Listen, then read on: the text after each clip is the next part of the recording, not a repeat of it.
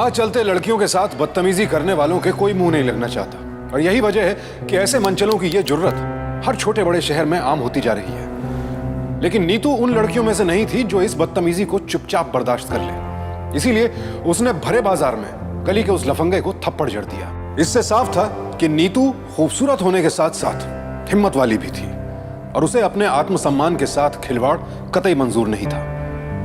लेकिन जब उसी नीतू का हाथ बाजार में एक शख्स ने पकड़ लिया तो उसने कुछ नहीं कहा। उस शख्स की इस हरकत का उसने विरोध तक नहीं किया। आखिर क्यों? उस शख्स की मनमानी को क्यों शह दी नीतू ने? कौन था वो शख्स?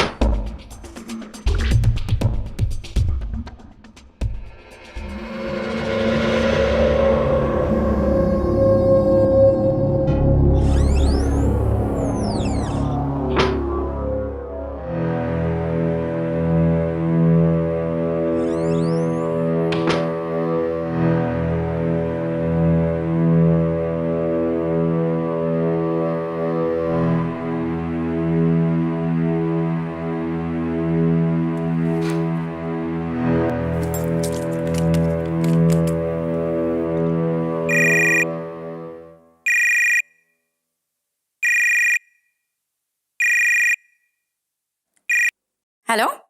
हाय नीतू डार्लिंग। राज, हमने आपसे कहा था ना कि आप हमें फोन मत कीजिए। तो तुमने ही तो कहा था कि अगर मैं तुम्हें 1 महीने तक फॉलो ना करूं तो तुम मुझसे बात करोगी, मुझसे मिलोगी। राज, हमने ऐसा कुछ भी नहीं कहा था। देखिए राज, हमारे बीच में जो कुछ भी था प्लीज उसे भूल जाइए, क्योंकि वो सब कुछ शादी के पहले था। अब हम शादीशुदा हैं। प्लीज दोबारा हमारी जिंदगी में आने की कोशिश मत कीजिए, क्योंकि ऐसा करके आप सिर्फ हमें परेशान करेंगे, हमारी मुसीबतें बढ़ाएंगे और कुछ नहीं। मैं तुम्हारे लिए मुसीबत खड़ी करूंगा? नहीं तो ये कैसी बातें कर रही हो तुम मुझे इग्नोर किए जा रही हो। मैं तो तुमसे मिलना चाहता हूँ, तुमसे बात करना चाहता हूँ। इनफैक्ट तुम्हें पता है मैं तुम्हारी बिल्डिंग के नीचे खड़ा हूँ। बिल्डिंग?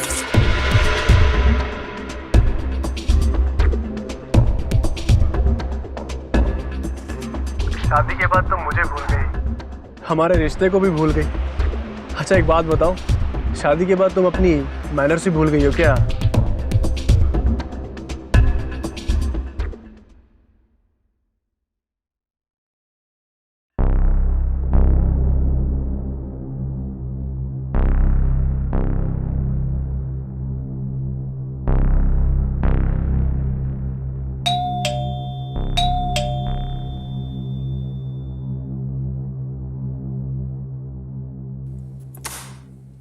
हाय। हाय। वो मेरे फ्रेंड आए हैं। राज, मेरे हस्बैंड राजेश। हाय। राज। आज मुझे बाजार में मिल गए, तो मैंने सोचा कि क्यों ना अपने पुराने फ्रेंड को कॉफी पे बुलाया जाए, इसलिए बुला लिया। और आपको पता है इन्होंने अपनी ट्रैवल एजेंसी भी खोली अभी। कांग्रेचुलेशंस। आप हमारी शादी में आए थे ना? वो एक्चुअली मैं शक्ल याद रखने में थोड़ा वीक हूँ। अरे इट्स ओके। मैं तो शादी में आना चाहता था पर नीतू ने इनवाइट ही नहीं किया। राज, कैसी बात कर रहे हो? कॉलेज खत्म होने के बाद मुझे कहाँ याद था कि फ्रेंड्स कहाँ रहने चले गए। आप फ्रेश हो जाइए ना। ठीक है, मैं फ्रेश होके आता हूँ, इन्हें जाने मत देना। मैं तो काफी देर से कह रही थी कि आज डिनर करके जाइएगा, पर इन्हें आज जाने की जल्दी है। जैसा तुम ठीक समझो।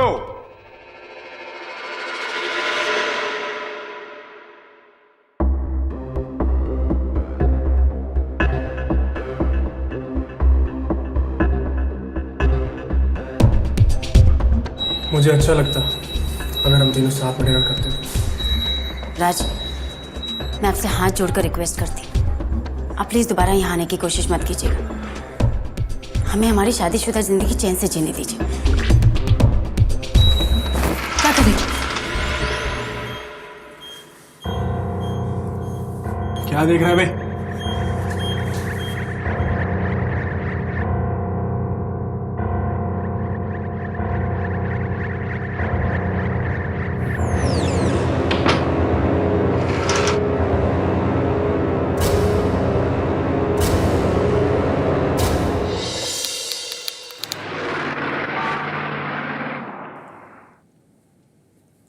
ये लीजिए आपकी बैग। चलता हूँ। जी।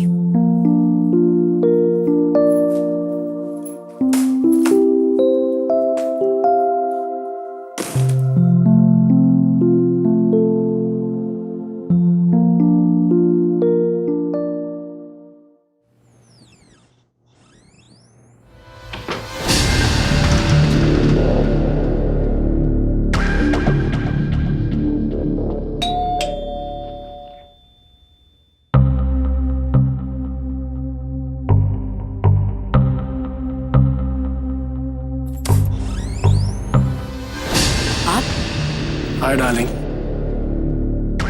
I brought something for you.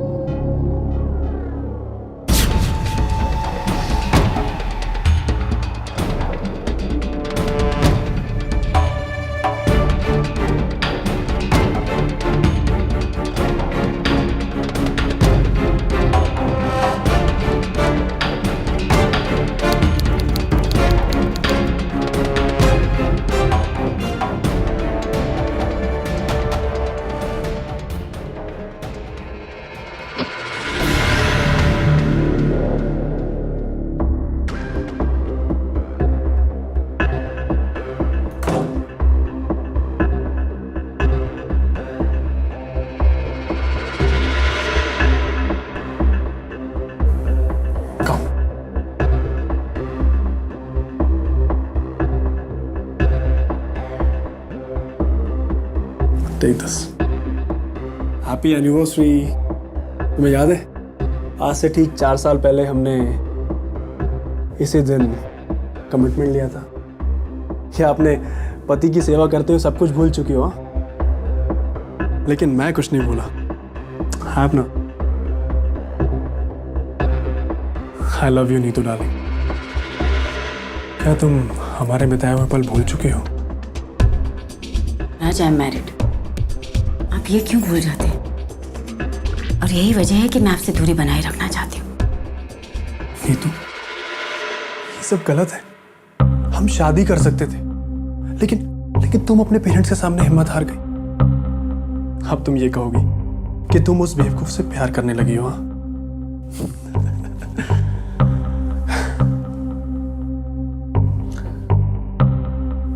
Neetu, मैं तो सिर्फ वो पल फिर से जीना चाहता हूँ। नहीं राज, ये नहीं हो सकता। सुन लिया आपने? ये नहीं हो सकता।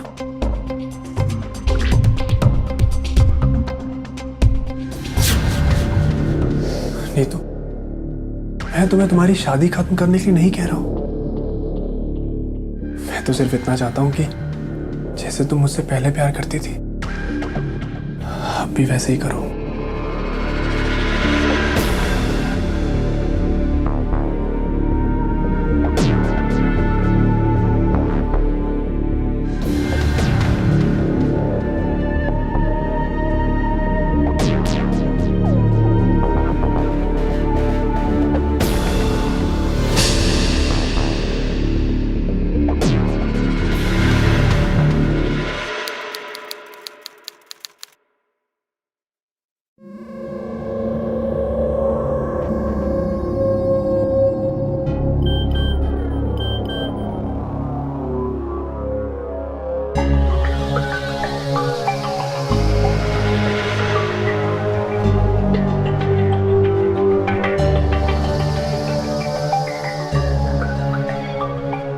राज और नीतू के बीच किस तरह का संबंध आकार ले रहा था ये? आखिर क्यों वो ना चाहते हुए भी राज के हर हुक्म की तामीर करने में लगी थी? उसने अपने पति को अंधेरे में क्यों रखा हुआ था और राज से इस तरीके से क्यों मिल रही थी? क्या राज नीतू को मिलने के लिए मजबूर कर रहा था? अगर हां, तो ऐसी कौन सी मजबूरी थी जो नीतू अपने आत्मसम्मान के साथ समझौता कर रही थी? आखिर राज नीतू से जुड़े ऐसे कौन से राज का राजदार था?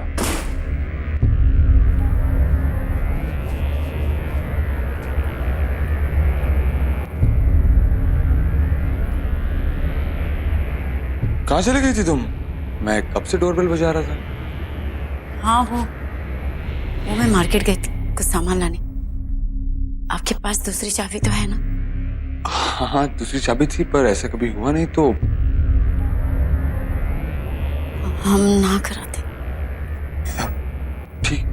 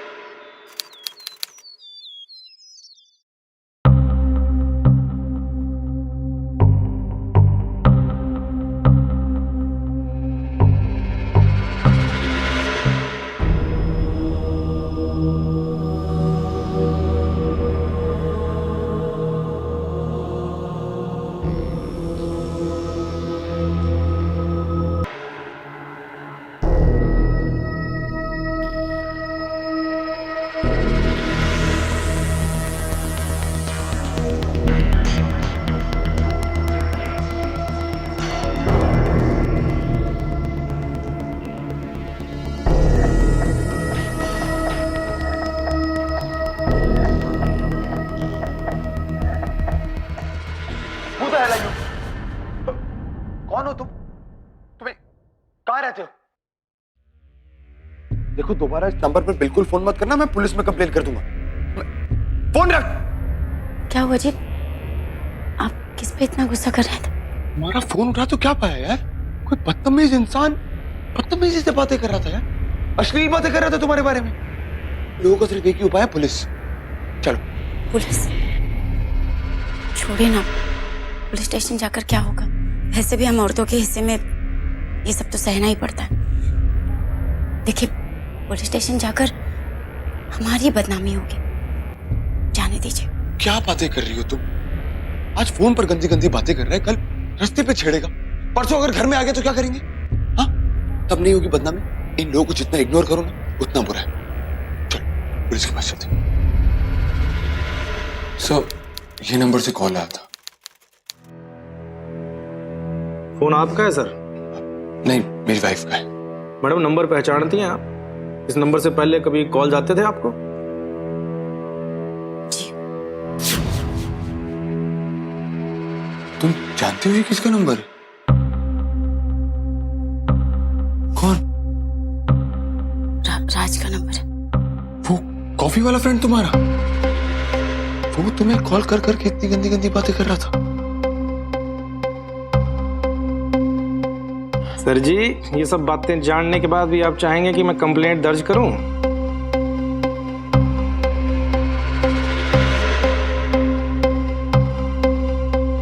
नो। सर, घर की बात है ना जो घर में निपटा लेनी चाहिए।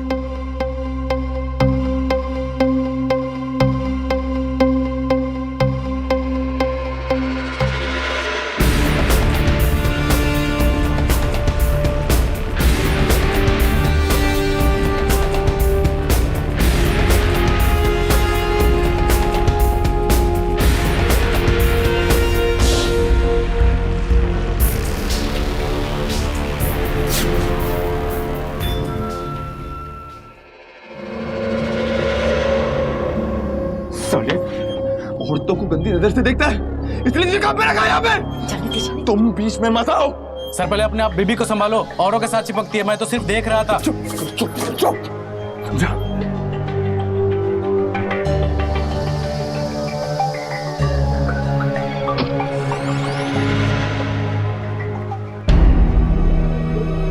क्या हुआ नीतू? कुछ हुआ क्या? क्या हुआ? कुछ नहीं।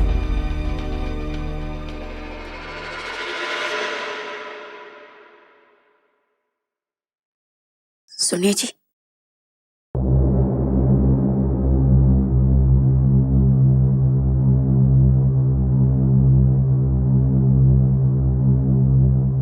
हम जानते हैं कि हमसे बहुत बड़ी गलती हो गई। हम खुद भी ऐसा नहीं चाहते थे, पर आप ही बताइए ना क्या करते। हम मजबूर थे। चलता हूँ। जी।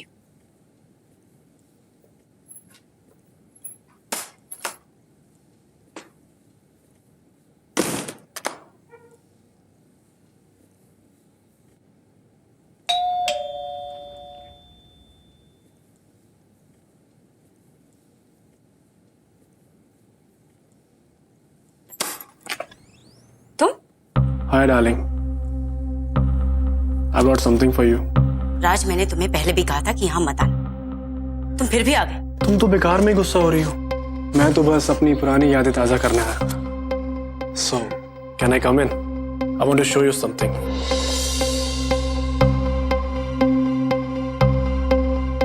मुझे काफी सारी चीजें तुम्हें दिखानी है। ये देखो, ये जब हम पहली बार मिले थे, और ये वाली तुमने पहली बार मेरे घर में मेरे साथ रात गुजारी थी। कितनी हॉट लग रही थी तुम। और जब हम कॉलेज से बंक मार के मेरे फ्रेंड के घर पे गए थे, याद है तुम्हें? और तुम्हें हमारा वीडियो तो याद ही होगा ना। ये देखो, मैं लाया हूं तुम्हारे लिए। अरे अरे, रोने क्यों लगी? तुम मेरे साथ ऐसा नहीं कर सकते राज, नहीं कर सकते तुम मेरे साथ ऐसा। प्लीज मेरे साथ ऐसा मत करो, प्लीज मेरे साथ। हम जानते हैं हमसे बहुत बड़ी गलती हो गई, ऐसी गलती जिसे माफ नहीं किया जा सकता। हमारा विश्वास कीजिए, हम वाकई में मजबूर थे।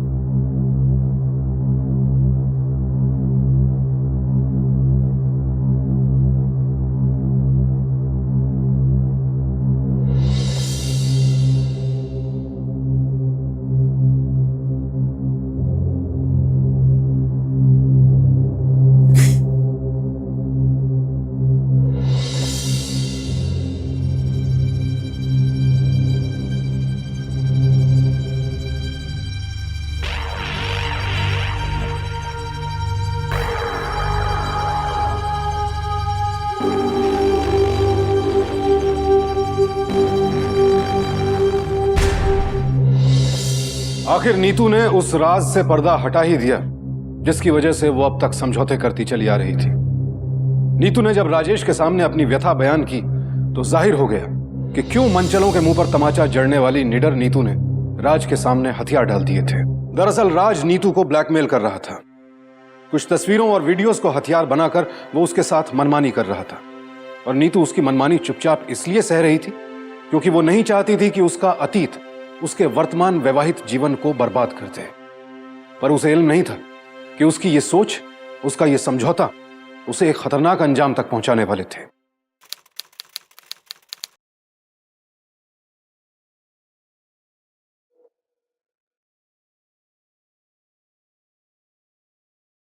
कहाँ मिलेगा वो? कौन? वो राज।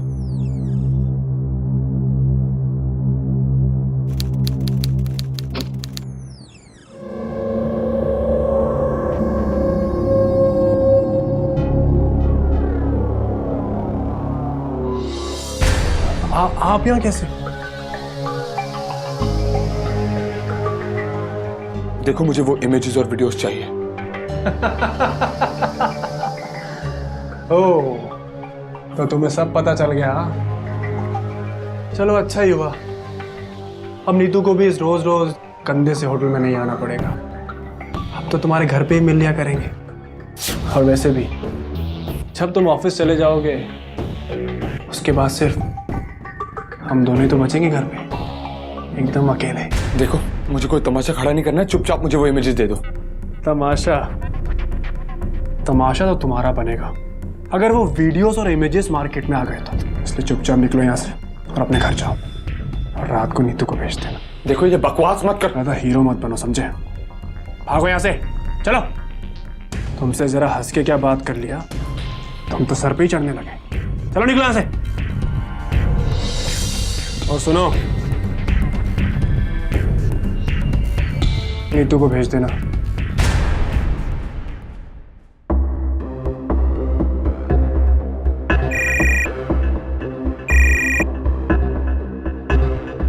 हेलो। हाय नीतू डार्लिंग। तो तुमने अपने पति को सब बता दिया? आया था हीरो बन के, फट गई साले की मेरे सामने, गया यहाँ से मुंह बना के। तुम्हें जितनी मनमानी करनी थी तुमने कर ली, लेकिन अब नहीं। अब बहुत हो चुका राज।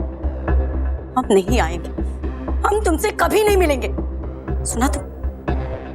सोचो, आज तुम्हारे पति को पता चला है, कल सारी दुनिया को पता चल सकता है।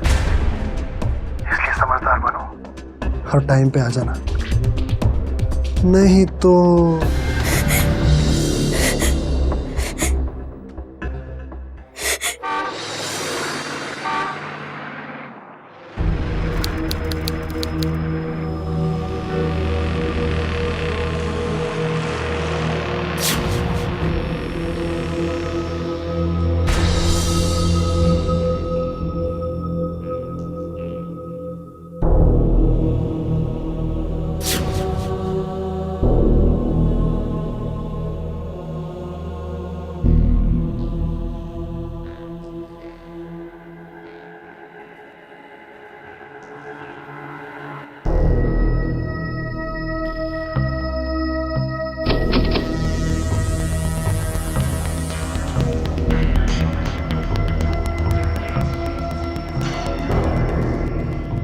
प्लीज मत करो ऐसा राज।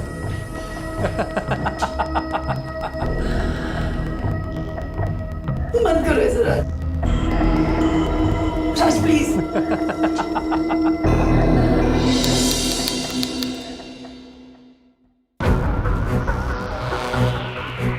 आठ पे चलो। 8? क्यों, कोई प्रॉब्लम है क्या? चुपचाप अपना काम करो। देख क्या रहे हो?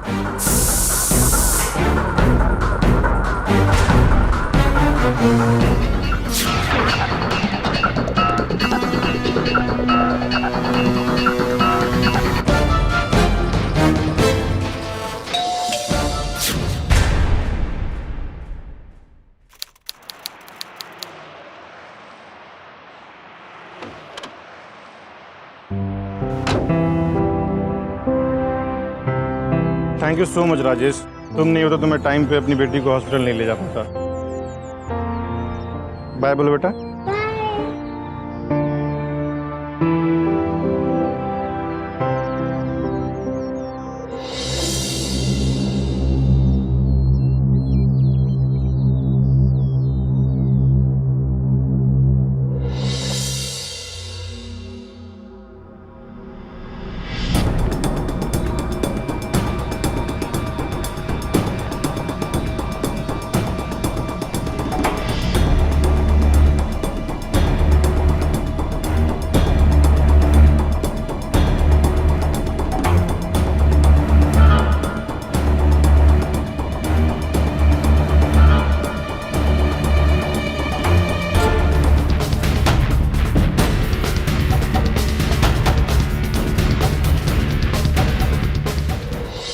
शायद आप ही राजेश शर्मा हो। आपको हमारे साथ पुलिस चौकी चलनी पड़ेगी। सबसे पहले शक हस्बैंड पे ही जाता है, बीवी के मर्डर का। मैं समझता हूँ। मर्डर के दिन कहाँ थे आप शर्मा जी? बताने का कष्ट करेंगे। मैं अपने दोस्त के साथ था, उसकी बेटी की तबीयत खराब थी तो हॉस्पिटल जाना था। वो मेरे ही बिल्डिंग में 8th फ्लोर पे रहता है। अगर आपको मेरी बात पे विश्वास नहीं है तो आप मेरे दोस्त से डॉक्टर से भी पूछ सकते हैं। मतलब आपने अपनी बीवी को नहीं मारा? नो। आपके और आपके बीवी के बीच में ताल्लुकात कैसे थे? मतलब बनते थे तुम दोनों के बीच? मेरी पत्नी काफी समझदार थी और हमारे 6 महीने की शादी में हमारे बीच में कोई झगड़ा नहीं हुआ। आपको किसी पे शक है? मतलब आपसे या आपकी बीवी से कोई दुश्मनी रखता हो? नहीं। आप पिछले हफ्ते अपनी बीवी के साथ रिपोर्ट लिखाने आए थे और जिस आदमी के बारे में रिपोर्ट थी वो आपकी बीवी की पहचान वाला निकला, तो आपने रिपोर्ट वापस ले ली। फिर उसके बाद क्या हुआ? कुछ नहीं, उसने कॉल करना बंद कर दिया। आपको उस आदमी पे शक है? नहीं। अगर खून पति ने नहीं किया तो फिर किसने किया है? यही तो पता लगाना है। फॉर्मेलिटी कंप्लीट करके इसे जाने दो। ठीक है। नीतू की हत्या किसने की और हत्यारे की मंशा क्या थी? हालात को देखें तो हत्या का सबसे पहला शक राज की ओर जाता था, लेकिन राजेश ने तो राज का नाम तक नहीं लिया पुलिस के सामने। ऐसे में नीतू की हत्या की गुत्थी पुलिस के लिए उलझती जा रही थी कि आखिर बिना उद्देश्य के किसी ने नीतू की हत्या क्यों की। मैडम, मैंने ही कहा था राजेश को कि मुझे हॉस्पिटल छोड़ दो जरा। डॉक्टर मुरानी से मिलने के बाद मैंने राजेश को बोला भी कि तुम जाओ, लेकिन वो गया नहीं। मैम भाई तू उनका कलीग है, जी। तो ये बता राजेश का पिछले दिनों बर्ताव कैसा था सबके साथ? एक्चुअली कुछ दिनों से ऑफिस में बहुत डिस्टर्ब सा चल रहा था, टेंस रहता था, किसी से अच्छे से बात नहीं करता था। एंड कई बार मैंने जानने की कोशिश भी की मैम कि आखिर क्या चल रहा है उसके साथ, बट कभी उसने मुंह नहीं खोला, कुछ बताया नहीं मैम। ठीक है। हाँ मैम, उस दिन कुछ हुआ तो था। राजेश बहुत गुस्से में कीकू को मार रहा था। मेरे कुछ पूछने पे भी उसने मुझे कोई जवाब ही नहीं दिया और नीतू पे बेचारी एक कोने में खड़े होकर रोए जा रही थी। मर्डर के वक्त राजेश घर पर नहीं था, मगर शक की सुई उसी पर है। मैडम, मुझे तो ऐसा लग रहा है कि किसी को सुपारी दी होगी। हम लोगों को और सबूतों पर काम करना पड़ेगा। साहब, मुझे लगता है कि जब राजेश साहब ऑफिस चले जाते थे तो एक आदमी आता था मैडम से मिलने के लिए। मुझे लगता है मैडम का चक्कर जोड़ था उससे कुछ। जिस वक्त खून हुआ मैडम, उस वक्त हम यहाँ पे नहीं थे। वो क्या हुआ कि एक आदमी आया और पुराना सा टीवी लेके मुझे बोला विंग 3 में जाके दे आ, और हमें 200 रुपया भी दिया था मैडम, जो हम चले गए देने वहाँ। साले तू वॉचमैन इस विंग का है कि पड़ोस के विंग का? और साहब मैं समझा कि थोड़ा देर में क्या हो जाएगा, तो हम चले गए। और विंग 3 में तो कोई था भी नहीं साहब वहाँ पे, तो हम टीवी वापस ले आए। हमें इस टीवी वाले आदमी के बारे में पता लगाना होगा। हो सकता है ये चोरी की साजिश हो। तुम उस आदमी को पहचान सकते हो? कुछ अजीब सा दिख रहा था साहब, वो एक टांग से लंगड़ा के चल रहा था वो।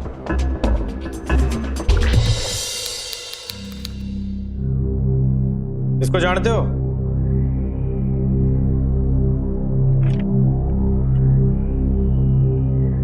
ये कौन है सर? हमें पता चला है तुम्हारी बीवी का अफेयर चल रहा था। इसके साथ? इसके साथ नहीं तो फिर किसके साथ? आजकल कोई और था क्या? मैम, कैसी बात कर रही हैं आप? देख भाई, हमें सब पता चल चुका है।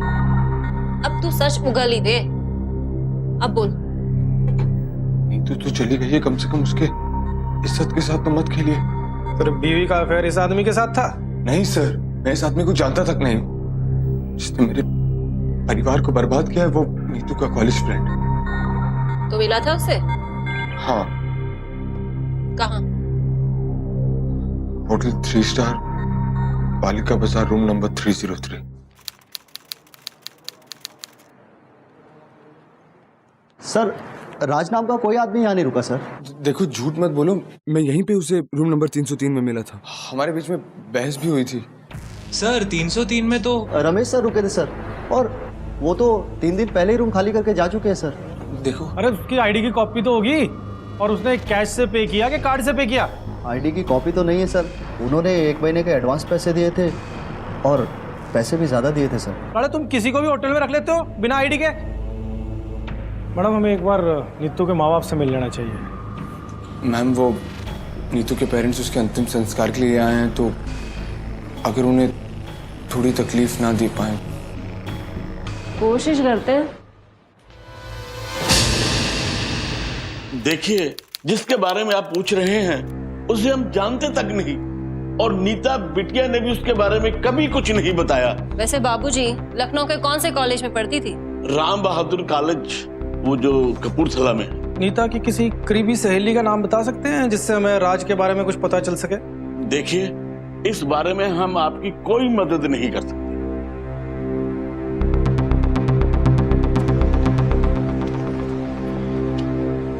सर, वो रात से मैं एक बार मिला हूँ। वो रहता कहाँ है ये तो नहीं मालूम, लेकिन लखनऊ के बाजार में मेरा एक फ्रेंड है, उससे पता लगाया जा सकता है। ठीक है, देखते हैं।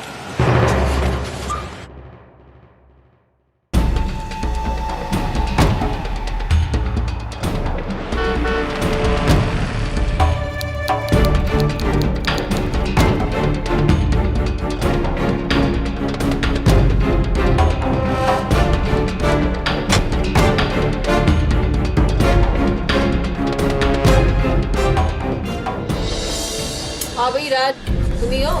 जी कहिए। तुम नीतू को जानते हो? जी मैम, हम दोनों साथ में कॉलेज में पढ़ते थे और उसकी शादी के बाद एक दो बार मुलाकात हुई है उससे। तो उसने एक बार कॉफ़ी के लिए फोर्स किया तो मैं उसके घर भी गया था, तो वहीं मेरी मुलाकात राजेश से हुई थी। ये तो सब जानते हैं। मैडम ये बहुत बड़ा झूठा इंसान है, निहायत बेशरम इंसान है। ये तुम क्या बोल रहे हो राजेश? मैं एक बार कॉफ़ी पीने के लिए घर पे क्या आ गया, तुमने तो हमारे रिश्ते का गलत मतलब निकाल दिया। कितने बड़े झूठे इंसान हो तुम। तुमने बार बार नीतू को फोन करके टॉर्चर किया, और जब उसने तुम्हारी बात नहीं मानी तो तुमने उसे मार दिया। शांत हो जाओ, अखाड़ा नहीं है, शांत हो जाओ।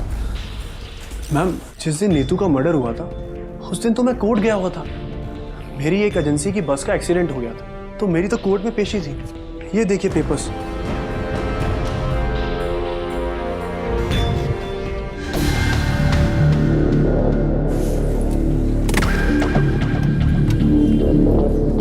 मैडम मुझे तो इन दोनों में से कोई एक कत्ल का जिम्मेदार लगता है। इन दोनों के पास अपने अपने रीजन से कत्ल करने के। इनमें से कोई एक सच बोल रहा है और दूसरा गुमराह कर रहा है। लगता तो ऐसा ही है जी। देखते हैं ना।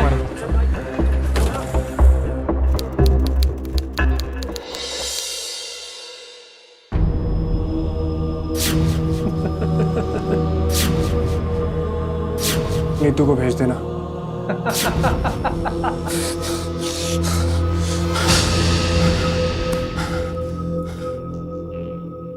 पहले अपने आप बीबी को संभालो, औरों के साथ चिपकती है। मैं तो सिर्फ देख रहा था।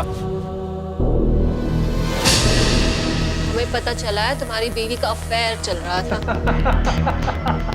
सबसे पहले शक हस्बैंड पे ही जाता है। उसको जानते हो?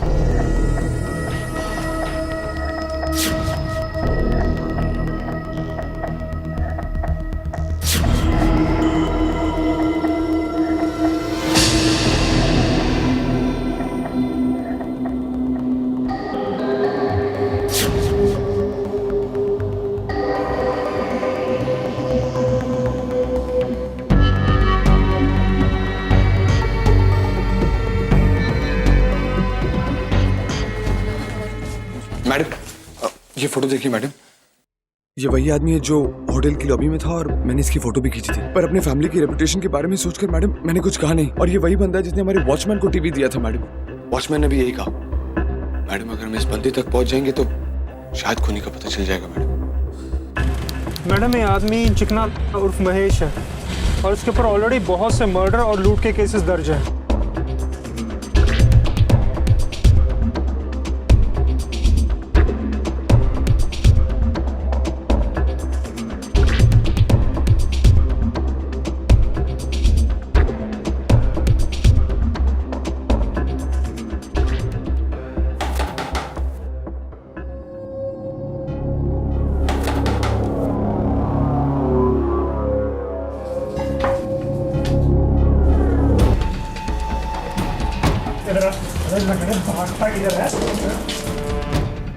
साले भाग क्यों रहा था बे?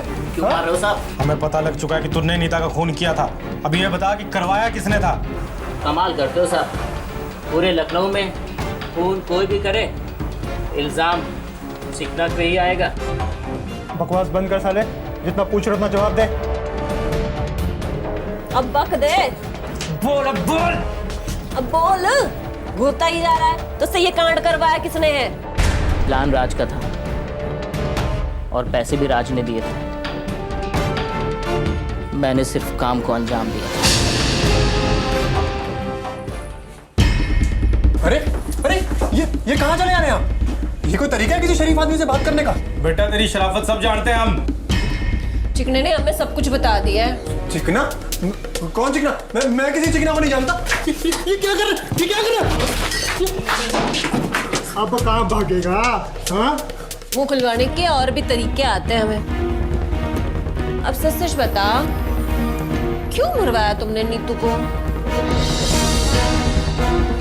मैं उससे बहुत प्यार करता था, लेकिन उसने मुझे धोखा दिया। उसकी हिम्मत कैसे हुई मेरे खिलाफ पुलिस में जाने की? मैं ये जानता था कि वो राजेश के साथ बिल्कुल खुश नहीं है। वो शादीशुदा होने के बावजूद मुझसे प्यार करती है, लेकिन उसने मेरी बात नहीं समझी। तुम्हें अभी तक जितनी मनमानी करनी थी वो तुमने कर ली, लेकिन अब नहीं। हम तुमसे नहीं मिलेंगे, नहीं आएंगे। अब तुम क्या चाहते हो राज? हम मर जाए, बर्बाद हो जाए? तो ठीक है, हम मर जाएंगे। हम खुदकुशी कर लेंगे और देखना सारा इल्जाम लगेगा तुम्हारे सर। पिछले कुछ दिनों में तुमने मैं जितना तड़पाया ना राज, तुम भी उतना ही तड़पोगे, वो भी जेल में। सुना तुमने, तुम भी उतना ही तड़पोगे, वो भी जेल में। मैं जेल नहीं जाना चाहता था, इसलिए मैंने चिकना को बुलाया और उसे सारा प्लान समझाया और उसको मरवा दिया। हाँ, मैंने ही मरवाया नीतू को, मैंने ही मरवाया। तू अब भी वहीं जाएगा? पिछवाड़े 20 डंडे पड़ेंगे रोज, तब तुम्हें समझ में आएगा कि क्या कांड किया है। चलो इसे लेके। अपराधियों को सजा हमेशा मिलती है और इस मामले में भी यही हुआ। चिकना उर्फ महेश को नीतू की हत्या के जुर्म में आईपीसी की धारा 302, 34 और 149 के तहत आजीवन कारावास की सजा सुनाई गई। साथ ही साथ राज को भी नीतू की हत्या की साजिश करने के आरोप में आजीवन कारावास की सजा सुनाई गई। मैडम, ये एनवेलप हमें राज के दफ्तर से मिला था। इसमें इनकी बीवी की तस्वीरें और सीडी है। मैम, जो वही फोटोग्राफ्स और वीडियो थे जिससे राज नीतू को ब्लैकमेल कर रहा था। मैम, क्या मैं ये रख सकता? ये हम अपने पास भी रखना नहीं चाहते, बस सबूत है। डोंट वरी, हमारे पास सेफ रहेगा। Sir, thank you so much. मैं आप लोग के साथ नहीं होता तो शायद मैं कभी राज तक नहीं पहुंच पाता। अगर तुमने थोड़ी सी भी हिम्मत दिखाई होती, राज के पास जाने के बजाय हम पुलिस वालों के पास आए होते, तो आज तुम्हारी नीतू जिंदा होती। ठीक है। Thank you.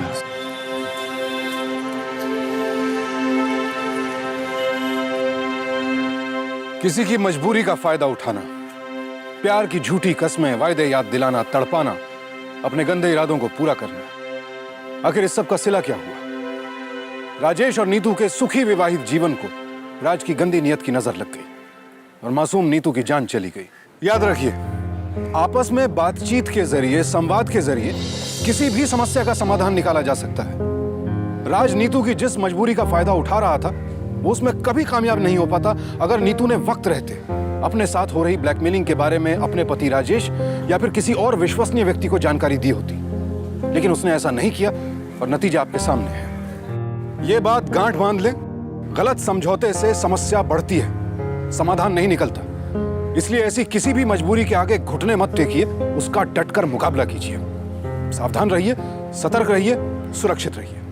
कल फिर मुलाकात होगी एक और ऐसी सत्य घटना के साथ। देखते रहें सावधान इंडिया, इंडिया फाइट्स बैक। तो